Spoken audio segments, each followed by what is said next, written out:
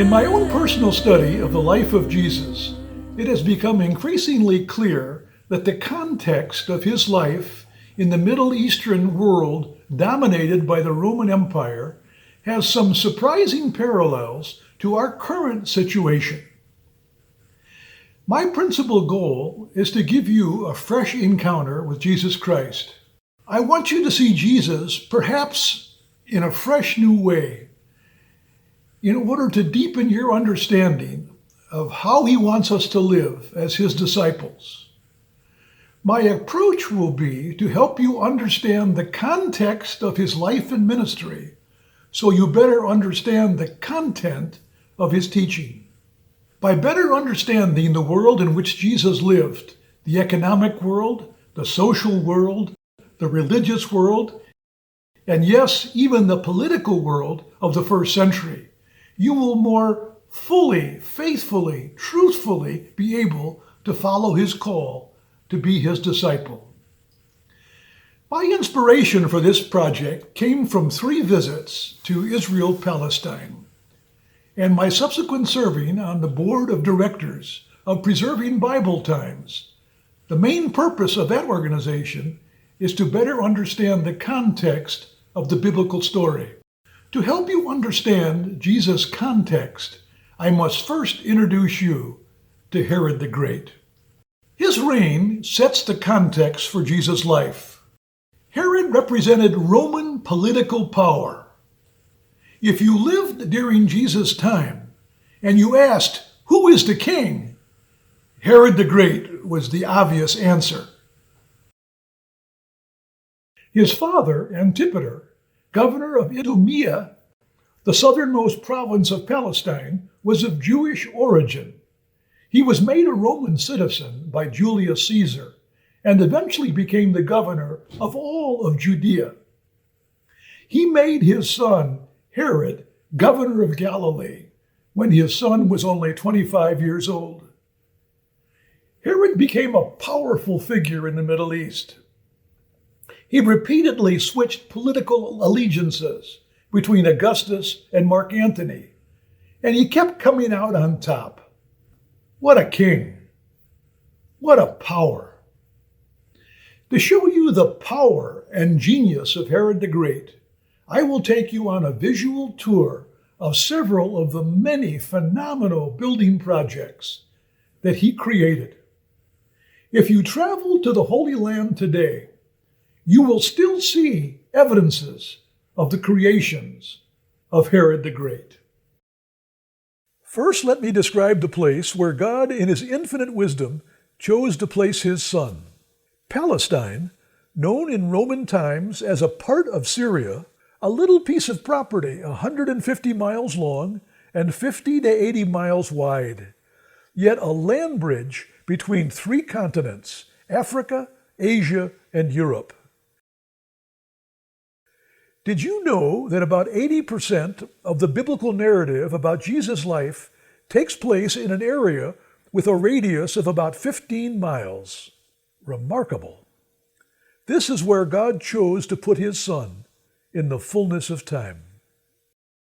A Roman Empire that unified the world, a time of peace, a unified world economic and commercial system, and a world with a common language, Greek. An amazing time, a time of Herod the Great.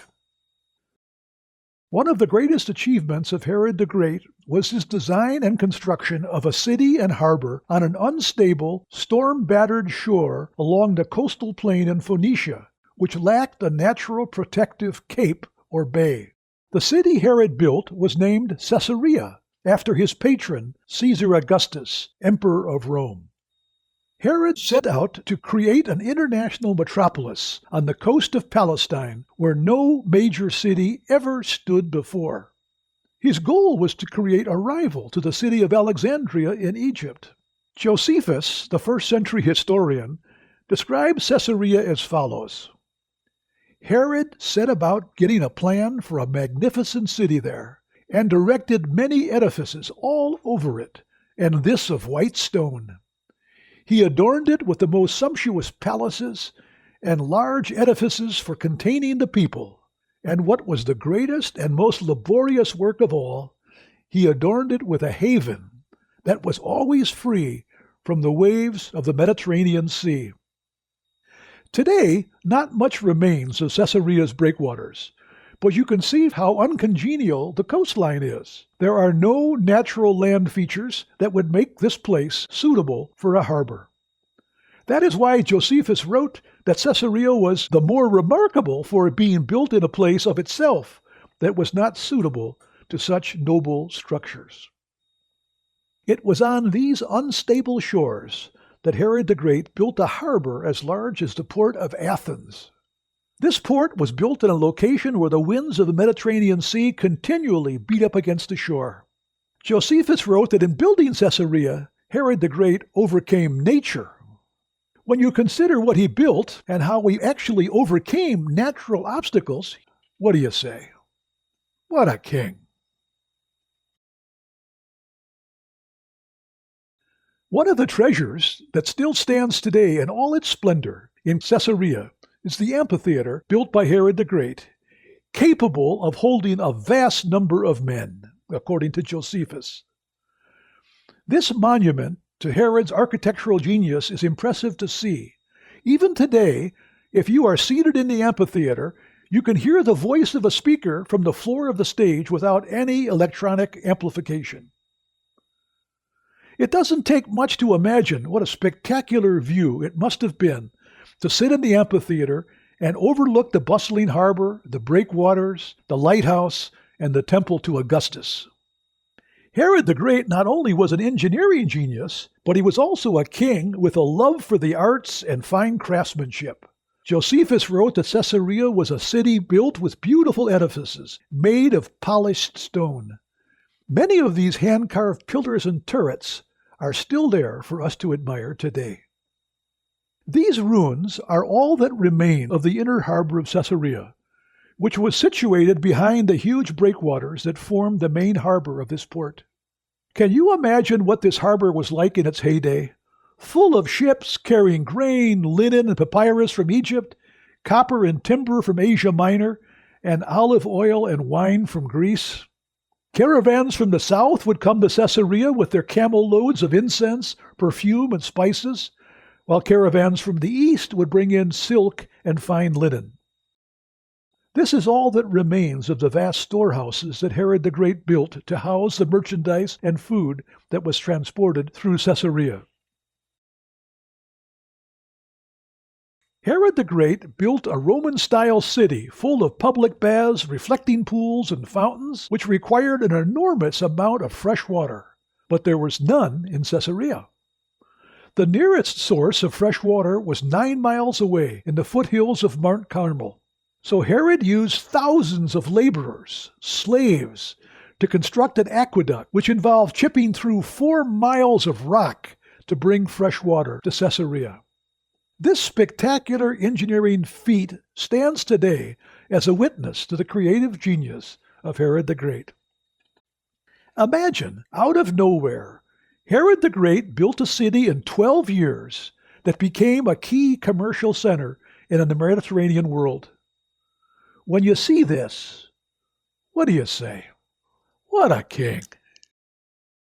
Herod dedicated his new city to Caesar Augustus in 9 BC, shortly before the year of Jesus' birth, by hosting elaborate Olympic-style games.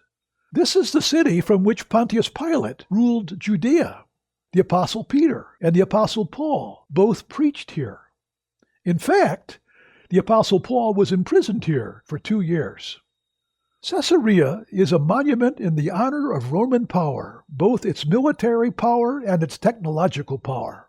By the way, there is no evidence that Jesus ever visited this city, even though he was raised within walking distance of it.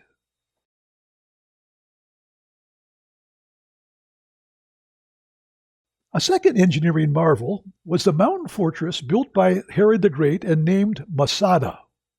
Masada is located on the east ridge of the Judean desert, on the brim of the Dead Sea Fault, cut off from all sides by deep valleys which surround it.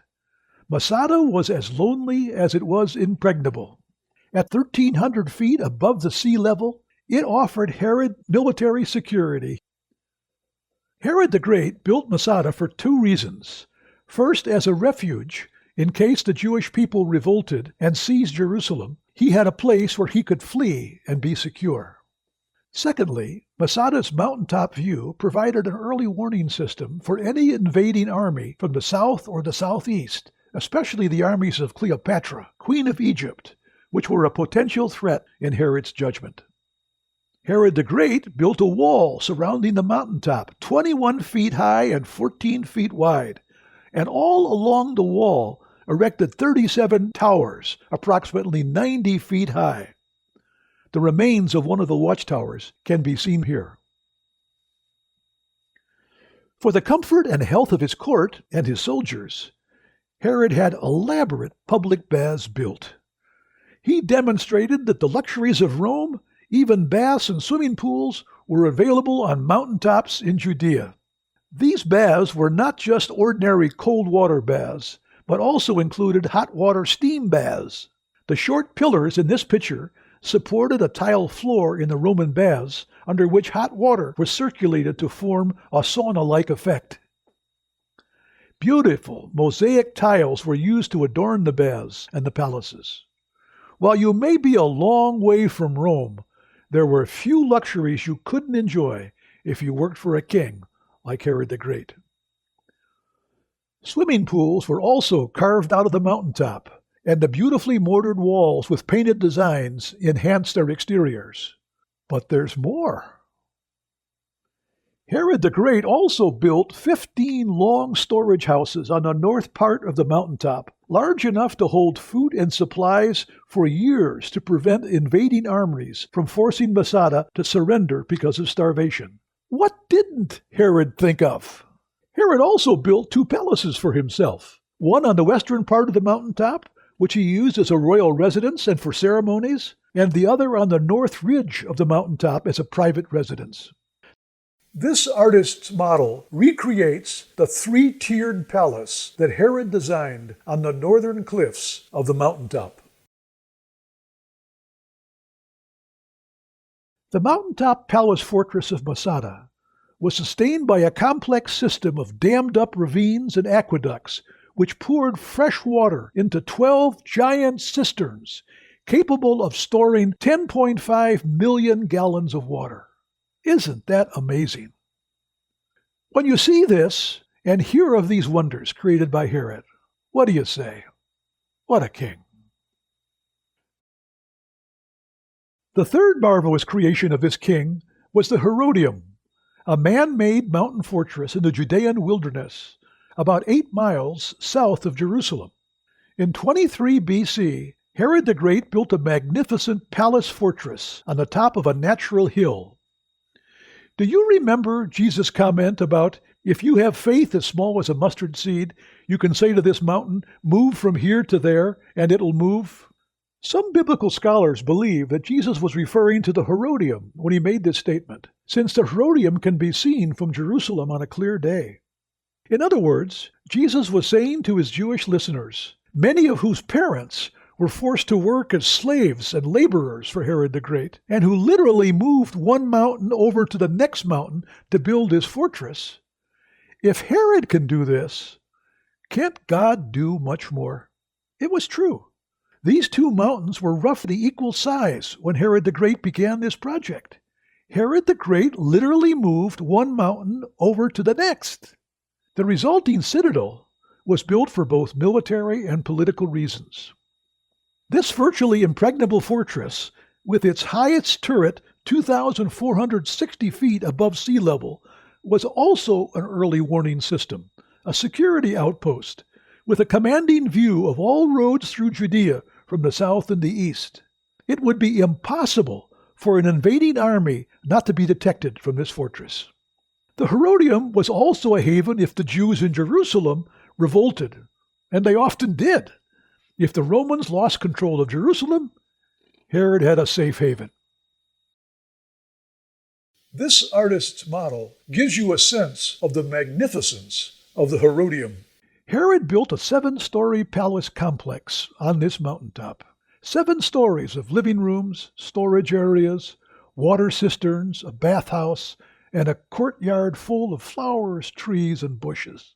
Josephus described the palace complex as full of royal and very rich apartments, of a structure that provided both for security and beauty. The outside walls were surrounded by 4 circular towers, and the palace complex was finished off by forming the exterior slopes in a steep, slippery fashion, a design that allowed only access through one route, a steep staircase.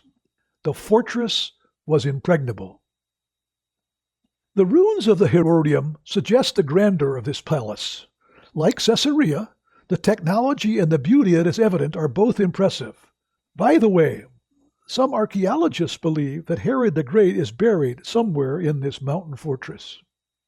Beautiful hand-carved stone pillars give silent witness to the genius of Herod the Great. At the base of the mountain, all that remains today are a few stone ruins that outline what was once a complex palatial estate, with an artificial pool big enough for boats, an island pavilion, parade grounds, and several luxury palaces. 45 acres of splendid buildings and open places, the largest group of buildings like this in the ancient world. When you look at the architectural marvel of the Herodium in all its splendor, what do you say? What a king! The fourth and last of Herod the Great's many building wonders that we will examine is his urban renewal program in Jerusalem. In Jerusalem today, there is a model city of the first century Jerusalem on a scale of 50-1, which recreates the capital city during Jesus' time. The model was created and is occasionally revised to represent Jerusalem as we know it from archaeological research. The lower level of the city, in the center of this picture, is where the poor people lived. These palatial dwellings are where the wealthy elites lived, many of whom served in the courts of Herod the Great. The splendor of Jerusalem's palaces were comparable to anything Rome had to offer. The creative energy of Herod the Great was also directed towards Jerusalem, and he completely changed its skyline. This model of the theater Herod built reflected his desire to bring cultural influences of Greece and Rome to his Jewish capital.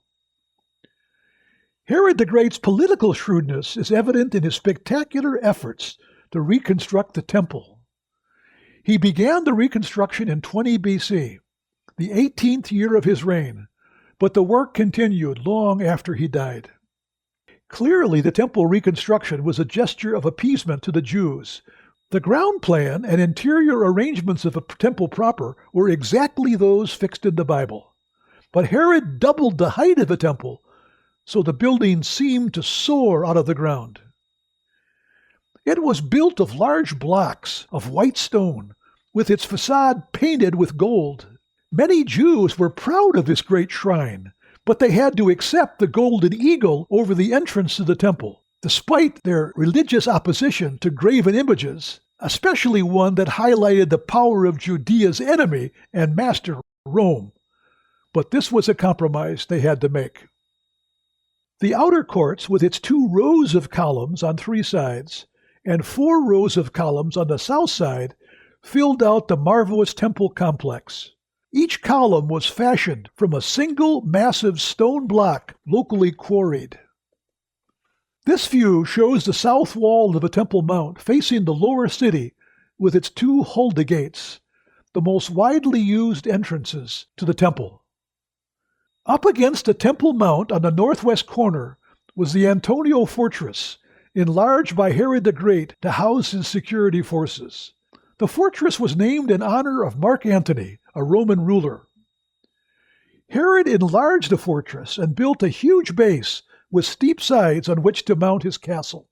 On each corner of the fortress, a tower was erected which enabled Herod's soldiers to keep a vigilant eye upon the temple and any activities going on inside its walls. A secret passageway and staircase led from the fortress to the grounds of the temple, in case the soldiers were quickly needed to crush any demonstrations or unrest. The other monument to Herod the Great's genius in Jerusalem was the magnificent royal palace that he built for himself in the northwest corner of the upper city. His palace was also a citadel with walls to protect him and his family. From any one of the 4 towers surrounding his palace, he could observe what was happening in the city below. The palace and towers dominated the entire skyline of Jerusalem. Consider the achievements of this man. He built Caesarea, Masada, the Herodian, and rebuilt Jerusalem. He demonstrated the military and political power of Rome, together with technological feats previously unknown in history. When you consider all he built and how he did it, what can you say? What a king! In light of all you have just seen, why did God, in his infinite wisdom, choose the time of Herod the Great and the empire he ruled to bring his only son into the world? Why didn't God make Jesus Herod's son or his successor? Look at all the power and wealth he would have had to work with. Look at all the PR advantages, a good education, and royal training and leadership. King Herod dominated the world of Palestine during his lifetime. Why didn't God take advantage of Herod's power to further his kingdom? Instead, God chose a young, poor Jewish girl to give birth to his son. A girl forced along with her husband to travel to Bethlehem to enroll so they could be made to pay higher taxes to the Romans. Jesus' parents were then forced to flee to Egypt to spare the life of their baby son, to become refugees. And when they returned to Palestine following Herod's death, they settled down in Nazareth. Nazareth? What an insignificant place, especially for a king. To highlight how insignificant Nazareth was, there are 300 cities mentioned in the Old Testament, and Nazareth was not one of them.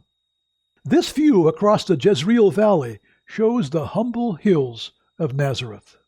Even the modern city of Nazareth is still just a little village of no great importance, yet it was where King Jesus was raised. Far from the glamour of Caesarea and Jerusalem, the amphitheater, the palaces, the sporting events, Jesus matured as a young man among poor shepherds. Roman elites and Jewish collaborators were not a part of his childhood, but the sheep were. Far from the busyness of Jerusalem, Jesus spent his adolescent years in the environment of the Sea of Galilee. Shepherds, fishermen, craftsmen, and farmers were a part of his world, not Roman nobility nor Herod's cohorts. Some biblical scholars believe that Nazareth was a town of approximately 23 families during the time when Jesus lived there, and that some of these families probably lived in houses like this, carved out of the rocky landscape. Perhaps Jesus was raised in one of these house caves. Unlike Herod, Jesus' brief public life lasted only 3 years, and his arrest occurred in the Garden of Gethsemane late in the night, with a trial that carried on through the early morning hours. The next day he was dead, crucified as a political revolutionary in brutal Roman fashion, with a sign over his drooped head which mockingly read, "King of the Jews," and then buried in a bowered tomb like this, carved out of the side of a hill. What kind of king was this?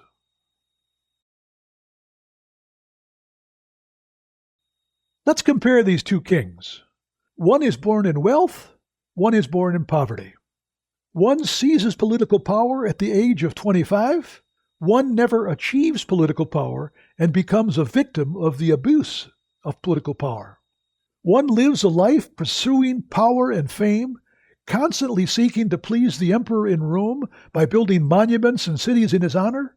The other seeks only to please his father by living a life of obedience to God's commandments. One king, when tempted with the lure of power and kingdoms, dedicates his life to that pursuit, while the other king refuses the same temptation when he was in the desert with the devil. One king uses power and violence against the people of Israel, even ordering the death of their babies to eliminate a possible contender for his throne. The other king refuses to use force to build his kingdom, but instead preaches a gospel of love. One king spends his lifetime in a feverish attempt to build military security for himself by constructing Caesarea, Masada, the Herodium, Fortress Antonio, and secure palaces in Jerusalem. The other king, when he begins his public ministry, never even has a home to call his own. No walls to hide behind, no watchtowers for protection. One king reigns in power for 33 years. The other king only lives 33 years, 3 of which involve his public ministry. One king builds himself a mountain fortress and fashions a glorious tomb as a monument to his own achievements. The other king is buried in a borrowed tomb. If you had lived in first century Palestine, where would you have put your allegiances? When you examine Jesus' life and ministry in the context of Roman political rule, you get a new appreciation for the radical character of his incarnation and the radical character of his preaching about the kingdom of God, a kingdom based on values that stood in sharp contrast to those of the Roman Empire. The words of Isaiah 55:8 come to mind. The Lord says, "My thoughts are not your thoughts, and my ways are not your ways." In contrast to King Herod, the message of King Jesus was grace, not force, love, not manipulation, servanthood, not power. Is this the king you know? Each of us has to choose which king we will follow. It's either or. The two are mutually exclusive. The contrast could not be more stark. It's a dilemma as old as human history. To choose Herod is to opt for the materialistic kingdom where power reigns and might makes right.